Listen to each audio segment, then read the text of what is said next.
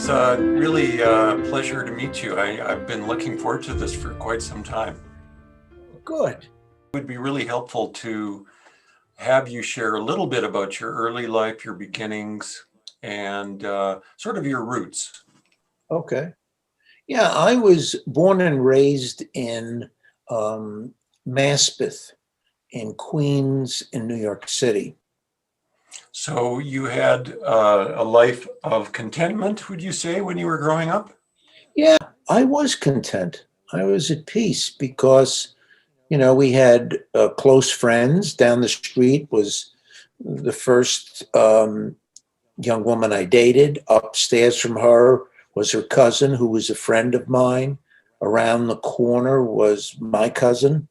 Um, so we worshipped in a small parish. It really did feel, yeah, everybody knew everybody and it was good.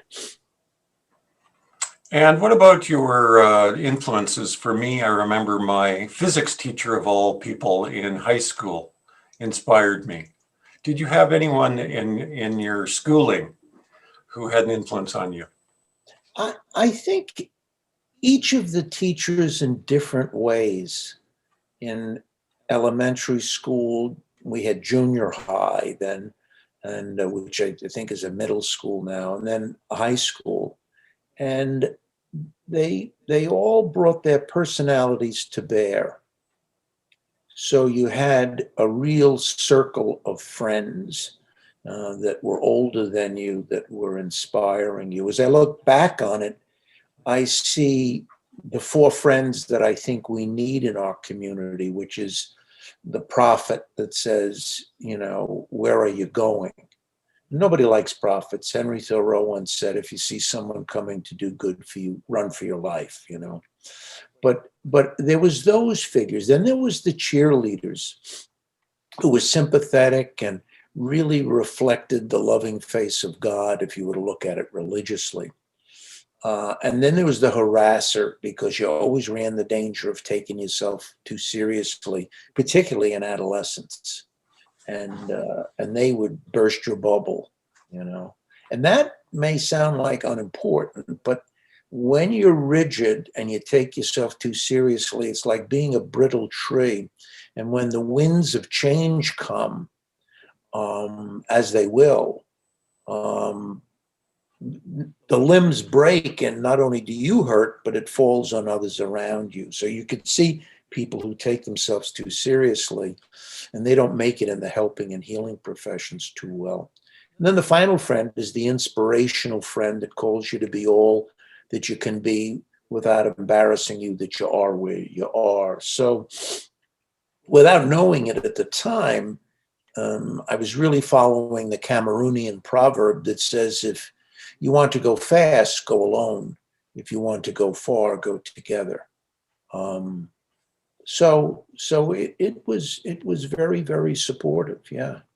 A lot of people are hankering for that kind of upbringing and those kinds of four archetypal figures in their lives Yeah. long into their adulthood and beyond. So that whole sense of a circle of friends and what people are seeking now makes sense to me. In the book, the recent book, The Tao of Ordinariness, I deal with mentoring, and also in Night Call, Embracing Compassion and Hope in a Troubled World. That mentoring theme, I think, is so important for people today.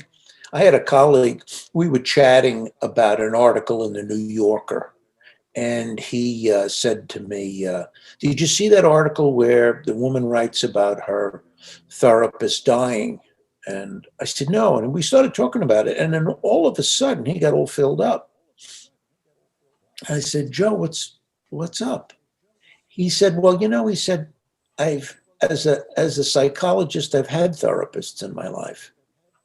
I've had clinical supervisors, but I never had a mentor. And having somebody like that in our life, who doesn't seek us to have trust in them, but shows that they have trust in us, is very, very important. Well, let's go farther with that. What are people seeking now? What are you Hmm. referring to?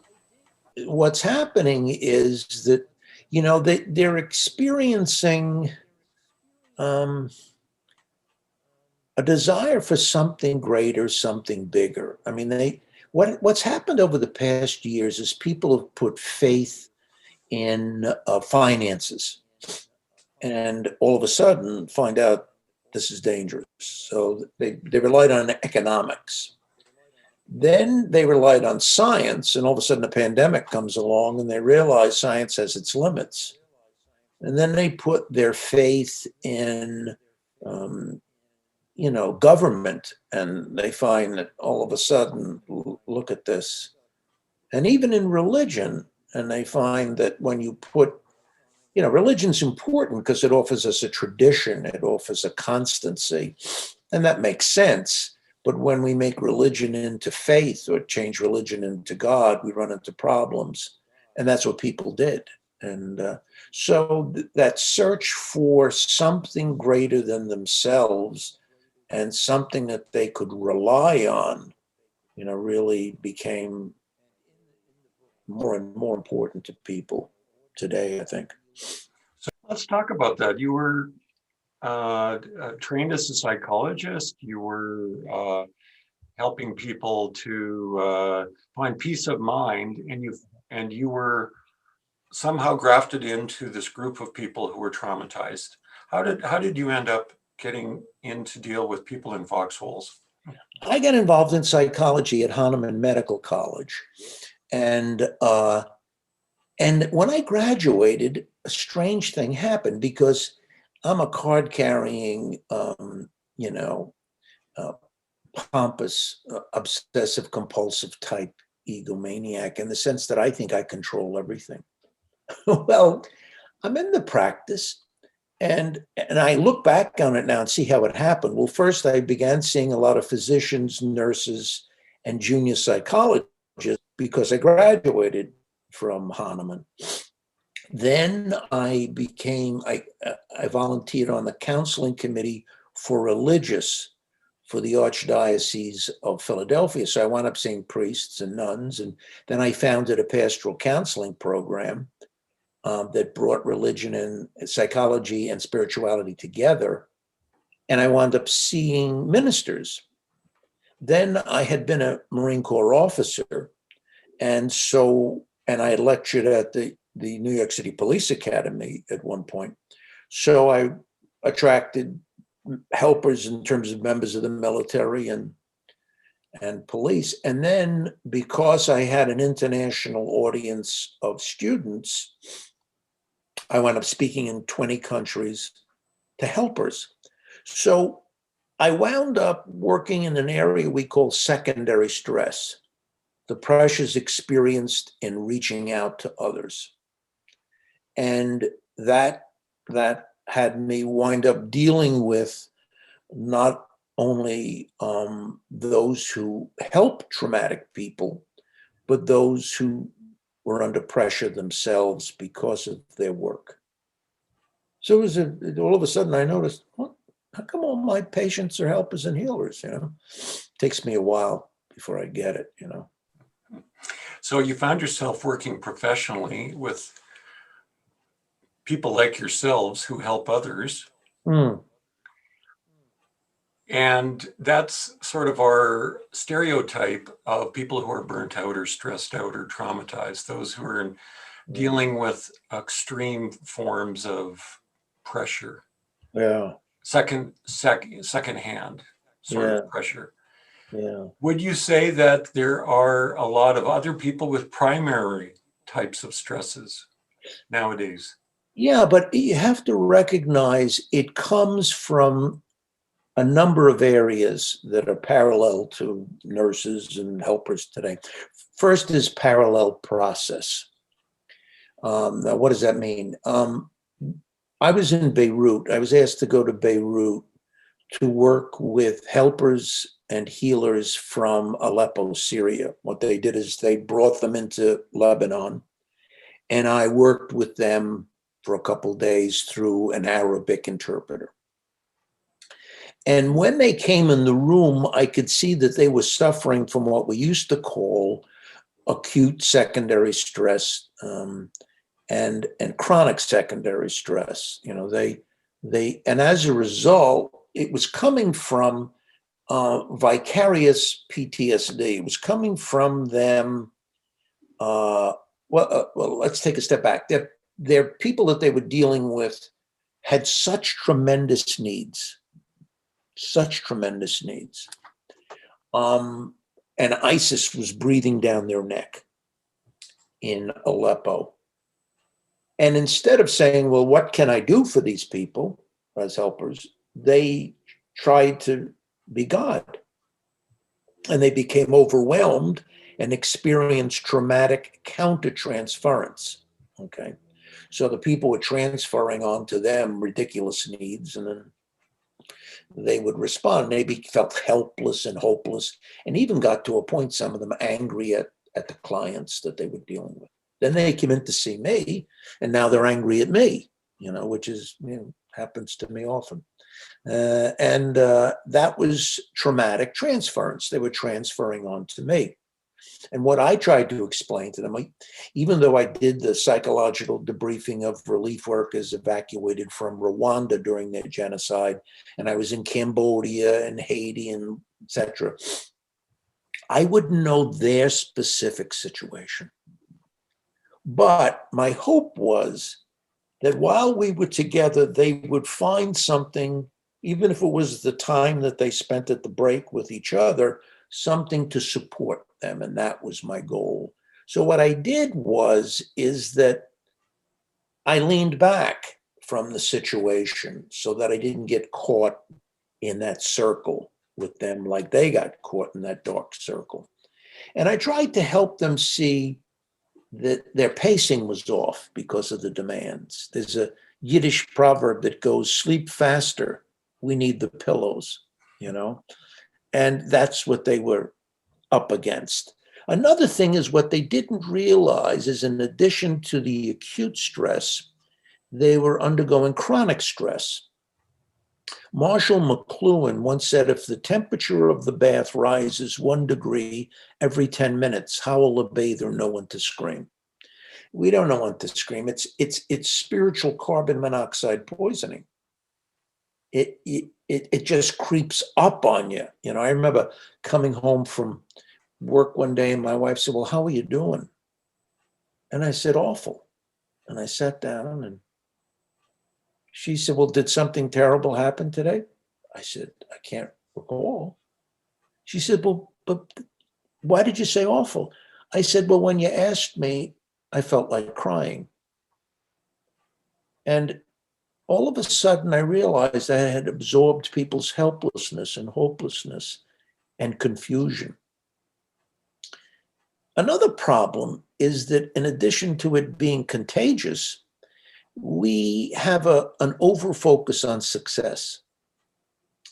When I was in South Africa working with the helpers and healers post-apartheid, one of them come up to me at the break. I was, I think, lecturing on my book Bounce at the time, living a resilient life. And she said, well, I can't do it anymore.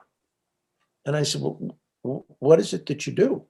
She said, I'm a social worker and I work with sexually and physically abused women and try to get them justice. And to do that, we need to go to court.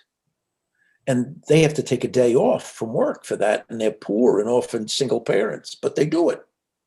And then we get to the court and the judge, who's often male, looks at the material and says, oh, I haven't had a chance to read this yet. Make another appointment. She said, I'm a failure. So I let the dust settle. She was pretty upset. And then I asked her, well, who was with that woman other than you at that moment? And she said, well, no one. I said, would it be an exaggeration to say that you were closer to her at that moment than anyone else in the world? She said, no, it wouldn't be an exaggeration. And then in as gentle a voice as I could muster, I asked, and you want to leave that? I said, don't you realize we are not in the success business? we're in the faithfulness business. I don't want people to be callous, but the seeds of burnout and the seeds of caring are the same seeds. There's a Russian proverb that says, when you sleep next to the cemetery, you can't cry for everyone who dies. So we need to realize the importance of detachment. Rather the opposite of detachment is not compassion. It's seduction. We're seduced by people's crazy expectations and our crazy expectations of ourselves, rather than simply leaning back and saying, what can I do? And then do it. Well, so I want to go underneath that. You talk about people having pressure and accepting pressure from others, or having it transferred, or in self-incrimination. What is that doing that causes people to feel so bad? What's going on underneath? Well, let me give you sort of an exaggerated example. I was in Germany working with army chaplains that had just come back from Iraq and Afghanistan, and I was lecturing to them on a book I wrote called Perspective. And just before I get up to start the lecture on perspective, a full bird colonel came up to me and he said, Dr. Wicks, before you speak to them, you need to know that there are a lot of ghosts in this room. And I said, well, what do you mean? He said, there's nothing left inside them. And what's happening is that people are trying to prop up a former orarium, a former style of dealing with the world. And they're also feeling, they're absorbing their own uncertainty, but also from children and friends and this and that. And it's taking a toll on them, you know. People will often say to me, well, I can't wait till we return to the new normal. And I know why people say new normal, because it makes them feel better, you know.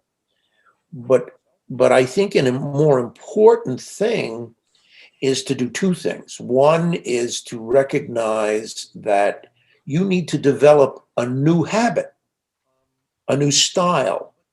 Don't let it just happen, because it may not turn out to be the habit that's helpful, right?